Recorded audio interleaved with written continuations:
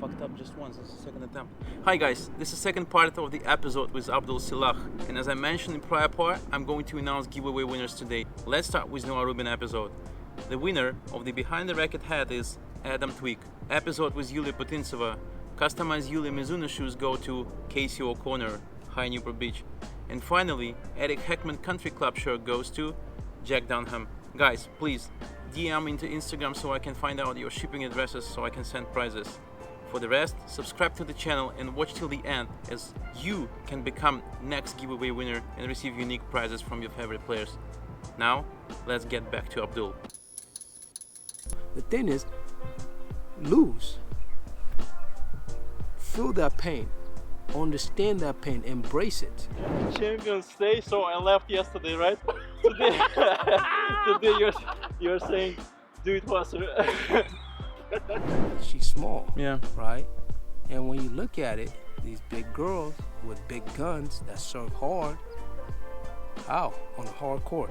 Because once I take you into deep ocean, I take the life vest away, I drop you in there, now you're there with the sharks. Yeah. Let me see if you can swim. Yeah. If you think a player is not ready, a professional player is not ready for you, it means you are not ready to actually coach this person.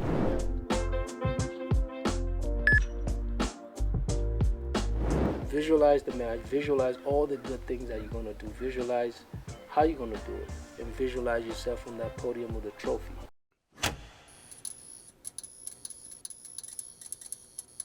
How do you see physical demand changed over the last 10 years in tennis? Men's side, they've come to the understanding that if we are not willing to sacrifice and endure every element, it means we are never going to be able to achieve anything with our goals, right? So you can see and tell that there are folks that are just satisfied with just doing the bare minimum because they're not going to kill themselves to get to that other level, right? Then you have people like Tim that is that's really working at it, that's really working, right, to get to that level, to get to that other top two, top one. Yeah. Medvedev, same thing. You can see that he works because he wants to get to that top three, top one. Yeah. Right, and that's what it takes. But on the women's side, you know, is a little bit different, right? I'm seeing the changes the past 3 years since Naomi came and took the top and broke through and took the top spot, and they understood because she had this transformation that was unbelievable. And then from there, everybody woke up and realized that there's no way we're gonna beat this girl if we don't get ourselves in shape mentally and physically, and disciplined enough that choosing fitness and good nutrition over, you know, just fun. Do you think that there isn't any exercise how you can develop your mentality, or this is solely about experience? Experience. And how do you develop your mentality? Losses will never kill you, right? And defeat is never going to kill you. Defeat is going to make you stronger. Nobody could ever make you suffer. Everybody's always going to make you stronger. So whatever suffering you're going through is going to make you stronger. So the thing is, lose. Feel that pain. Understand that pain, embrace it, right? And through these steps, only then are you going to learn how to be a winner, how to be a champion. Yeah. Because first you have to become a winner, then you have to become a champion. There's two levels, right? Everybody wants to say winner. A winner is you can get up today, like if all the stars align, you get into a grand slam. Everything is going to align and you're going to get to the finals, and something goes right, you're going to win it. That's a winner. Yeah. But then you might never get there again. Consistency, right? Consistency. Yeah. Even when things don't go right, even when you lose, you still have that championship mentality. You don't accept it. You know somebody just played a little bit better than you, so you're gonna go back to work. Yeah. But this champion mentality, is it something that people are born with, or is it something that you can develop? Some of us, I believe, has it, and some I believe in overall is something that we all have that spark within us. Mm-hmm. It's about how can we and nurture that, right? It's about how are we going to nurture that, and how are we going to pour gasoline on that and build that fire, because the fire is within you, and the fire has to come out within your eyes and light that flame and make sure that flame never gets turned off. You know, some people mature faster than others. So this person they're 12 years old, but this person might be a little bit smaller. The natural HGH hasn't kicked in. They're not as big. They're not as strong. So they're gonna dominate. Yeah. Right. Until this natural HGH, this other person natural HGH catches up. Mm-hmm. And then all of a sudden this person starts going down because mentally everything has been easy for them. So now this person that had to struggle as a kid to keep up, all of a sudden doing what? Crushing them. Yeah. Right? And that's why I ask you again, the same thing. Sophia Kenin, she's small. Yeah. Right? And when you look at it, these big girls with big guns that serve hard, how? On a hard court. I mean, a power person should dominate. Yeah. But she ended up taking it. Any insight on how pro tennis players prepare for the matches mentally? You have to visualize yourself winning. You gotta have goals, and you have to have visualization. To me, is the best thing that you can do, right? Visualize the match. Visualize all the good things that you're gonna do. Visualize how you're gonna do it, and visualize yourself on that podium with a trophy. And all you gotta do, to me, you go out there, you execute what you visualize, right? And then afterwards, you have to reflect on it, and reflect on everything and everything that you did right, and focus on that. Because you can always work on what went wrong off season or another time. But whatever you're doing that went right, keep working, keep doing it, keep visualizing it, keep going on it, keep not dwelling on it, but seeing it in your head over and over, playing in your head over and over.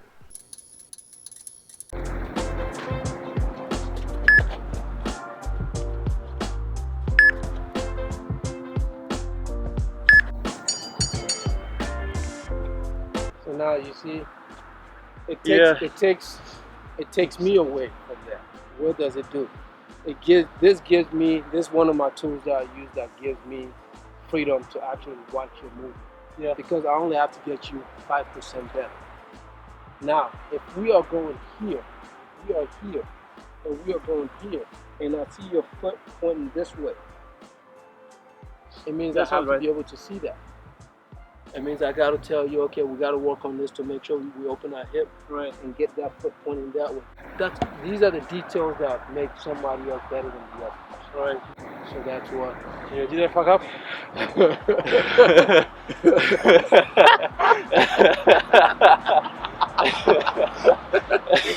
Okay, you don't want to tell. You okay? You did good. I see this message on your T-shirt, so I think you every time we meet you send me a message. Champions stay. So I left yesterday, right? Today you're saying do it faster. Like that one. Yeah. That one gave you 2.5 seconds in between the changing direction. Okay. I can make that Faster. 2 seconds. I can make that. So as you get stronger, Yeah. you can never get strong enough, because I can always change it on you. Yeah. See, then I can try and increase your speed, your transition. Because for me, it's about transition. I want you, if you can, this is your left side, right?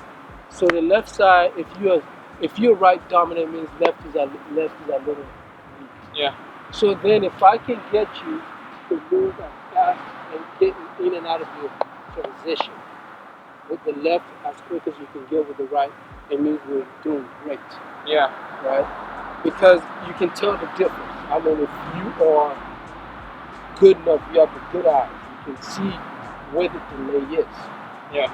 And somewhere, and then you can start working on that. You can start, like I can tell you, okay, when you came here, I want you to sink your hip a little bit more. Right? When you hit a ball, right, you don't hit the ball and coming out tall. You hit that ball, you're pushing off. Low sink and getting back as quick as possible, right? So that's really what this is all teaching is how do we get in and out of transition. So you trained athletes from different sports, which is NFL, soccer, tennis, yeah. Yes. And I'm curious how physical preparation different from all other sports in tennis. You know, I prepare all my athletes the same. The same? The same as far as physical conditioning, mental conditioning, and mental training and physical training, because you're a professional and you're an athlete. Yeah. And my job is to make sure, first, to prolong your career, to make you mentally tough, physically tough, and to go out there and execute. Because if I can put you through what no one else in this world gonna put you through, especially in your chosen arena, Yeah. right? Then when you get in there, no one is gonna be able to touch you, because guess what? You've done it already off court. Because off field, off season training, and off arena training is where you're supposed to struggle and suffer. Then once you get in the arena, you impose that same punishment on the other person. Yeah. Right? Because you've been there before, they haven't. And there's nothing they're gonna do to you that you haven't seen. Yeah. They won't even remotely get close, but you can do something to them that they haven't seen before. Right? So that's my mentality. Right. Is I call it taking someone into the deep ocean. Right? Because once I take you into deep ocean, I take the life vest away, I drop you in there, now you're there with the sharks. Yeah. Let me see if you can swim. So have you seen any examples of when there were coaches who were saying that this kid cannot succeed in professional tour, but he or she succeeded? I mean, I have coaches I know that literally said Naomi wasn't ready. Okay. Naomi wasn't ready. Why won't you coach Naomi? She's not ready. What is? Yeah, there is no logic behind this. There's no logic behind Yeah. it. If to get ready. to get ready, to get her ready. I mean, oh, now she's ready to be coached by you. How? So I asked this question. It's telling me that you weren't good as a coach. If you think a player is not ready, a professional player is not ready for you, it means you are not ready to actually coach this person. Yeah. So when I hear these type of things, it's telling me that there's so many false coaches on the tour, or even in a lot of these places, right? Because they just want talent. They just want a good team, and anybody can coach a good team. Yeah. You don't have to do much. Not only tennis, Yeah. they all want a super, like Klopp. Klopp took over Liverpool. Liverpool sucked, right? And guess what? I mean, they were okay. They weren't at the bottom, but he took that team in 5 years and built them and developed them and made them a championship team. Yeah. And now everybody's looking to Liverpool to continuously win Premier League. Yeah. So to me, this is a true coach and a teacher. Yeah. And a motivator.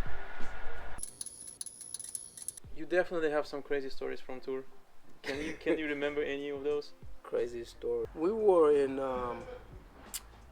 in Japan last when we won the championship against Anastasia Pavlyuchenkova. Pavlyuchenkova, yeah. So, I mean, we had a rain delay, right? And so Naomi was on this caffeine high. She was so goofy in the back and dancing and singing. I have videos of. I mean, it was just. I mean, like she wasn't calm for the first time. Like she was just singing, like we videotaping. She wouldn't even know she was singing for hours. Yeah. I'm like, wow. what the heck? And I mean, to me, that was the funniest thing because here we are waiting, and this woman is sitting over here singing and dancing and doing all this stuff, and just the goofiest thing that you could ever think of. Let me see if I can. I'll show it to you. Here, right? Look at this. You see? Look. For This the finals. is finals, championship, and she's here having fun. But this is what we do. But she was on a different level of fun this time. That caffeine was really kicking in, right?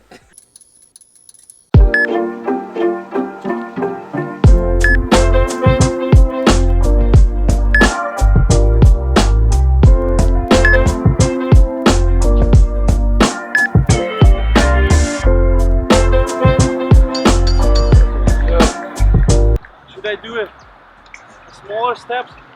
No. Because I do just a couple of steps, right? That's exactly what I want. If we are here, you come in to get that drop shot, Right. okay? And you're going to hit that ball over. And what will be the next shot? Yeah, I need to exit from here. Exit, exactly. Bum. But now if you exit going backwards, you see, every time you went backwards, you fell behind the time. Right. When you were there, you were fine. But now if you do that, and you can still keep your eyes there and get back here, right? Because that's really what you want.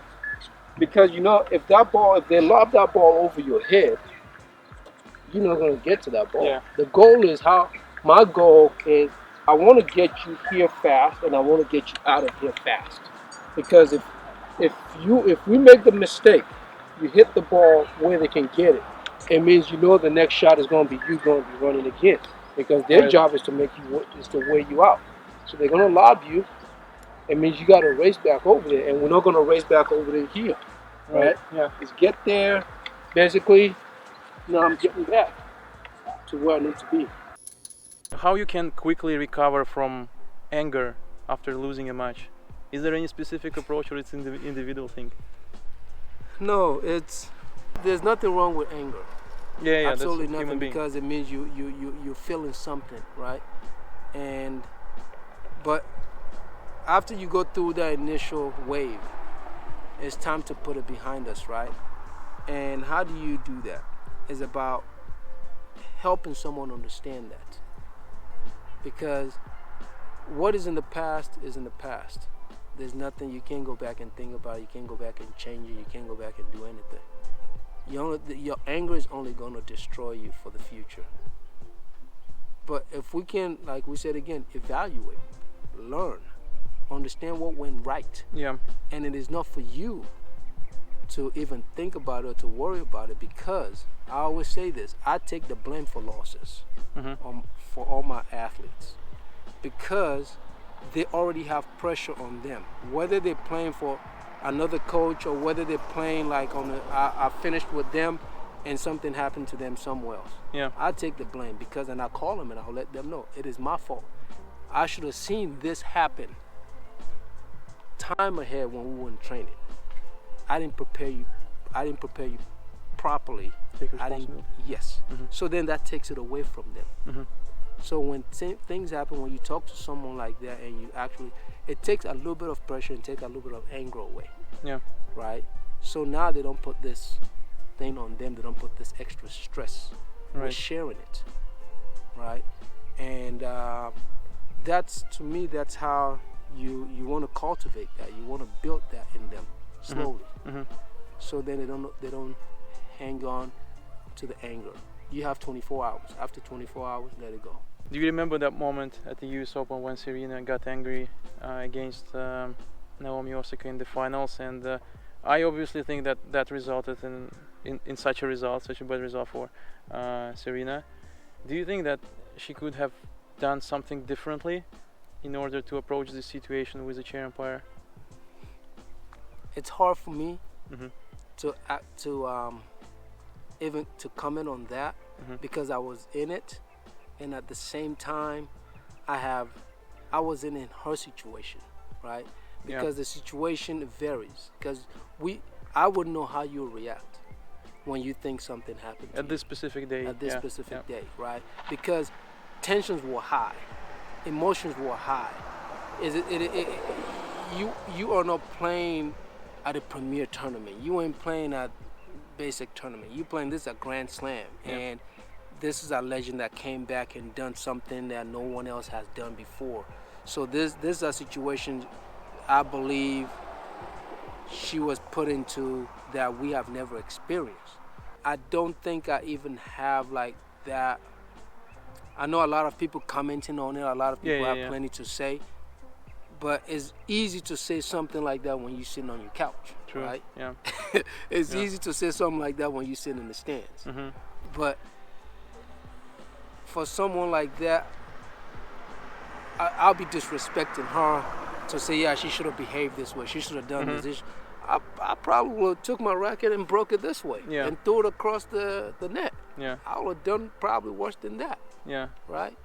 But I'm maybe talking more about the situation itself, not about the tennis players involved in this situation, yeah?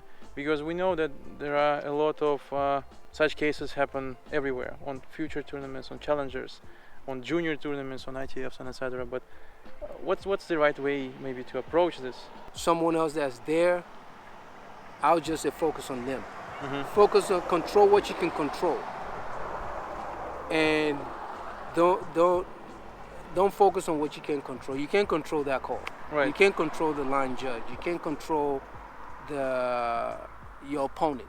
You can only control your racket and that ball that's coming to that racket. And in 100% situations, you won't change the chair umpire decision, right? So you basically in advance, you already know that you won't change it. You're just arguing and losing your energy. Yes, and making yourself more angry, more frustrated, because after that, it's going to go downhill. Yeah. It won't take that long. It's going to be 6-1, 6-1. Yeah. Or even worse. Being an athlete or train an athlete? Train. Best ATP player? I'm a Nadal guy. I'm biased.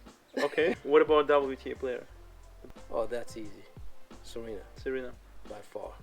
Best ever athlete? Serena. Favorite Grand Slam tournament? Australia. Life lesson you learned from sports?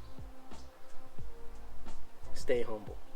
And life lessons you learned from tennis? Wow. Stay humble. Most memorable match of your player? Australian Open 2019. And you mean the finals? The finals. Yeah. Advice to junior player on how to stay mentally strong?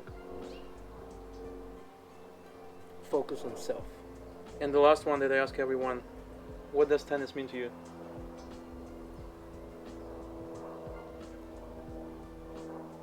Life's coach. Under this video, comment and guess on which date Abdul started to work with Naomi. So that's the prize that Abdul brought, and he gonna sign it and put some kind of message on it. So I think that's a good stuff to motivate and encourage some young people or any fans of tennis.